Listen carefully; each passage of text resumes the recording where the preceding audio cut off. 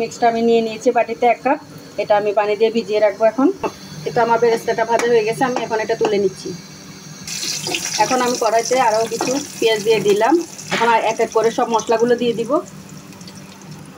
হলুদ গুঁড়ো দিলাম মরিচের গুঁড়ো,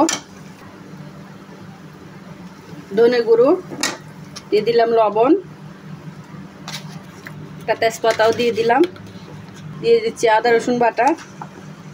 এখানে আদা এবং রসুন আমি একসাথে পেস্ট করে নিয়েছি। দিয়ে দিচ্ছি জিরা গুঁড়া, দিয়ে দিচ্ছি গরম মশলা গুঁড়া। গরু মাংসটা দিয়ে ভালো করে কষিয়ে নিচ্ছি। আমি গরু মাংসটা দিতে আপনাদেরকে ভিডিওটা করতে ভুলে গিয়েছিলাম। যাই হোক, এটা আমি এখন একটু কষিয়ে নিয়েছি। এখন আমি ডালগুলো দিয়ে দিব, যে ডালটা আমি পানি দিয়ে ভিজিয়ে রেখেছিলাম।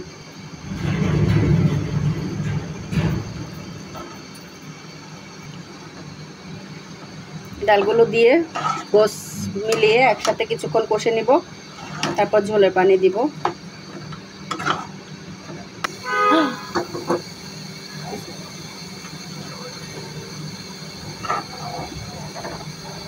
ডাল সহ গোসটা কষানো হয়ে গিয়েছে। এখন আমি ঝোলের পানি দিয়ে দিয়েছি। এখন ডালটা সিদ্ধ হয়ে আসা পর্যন্ত অপেক্ষা করছি। এটা মোটামুটি হয়ে আসছে। আমি সামান্য একটু কেওড়ার জল দিয়ে দিচ্ছি, স্মেলটা ভালো আসবে। কিছু কাঁচামরিচ কুচি করে দিয়ে দিলাম, কুচি না ঠিক ফেলে দিয়ে দিয়েছি আর কি। এই তো আমার এটা মোটামুটি কি প্রায় রান্না শেষ। এখন আমি এটা নামিয়ে দিব।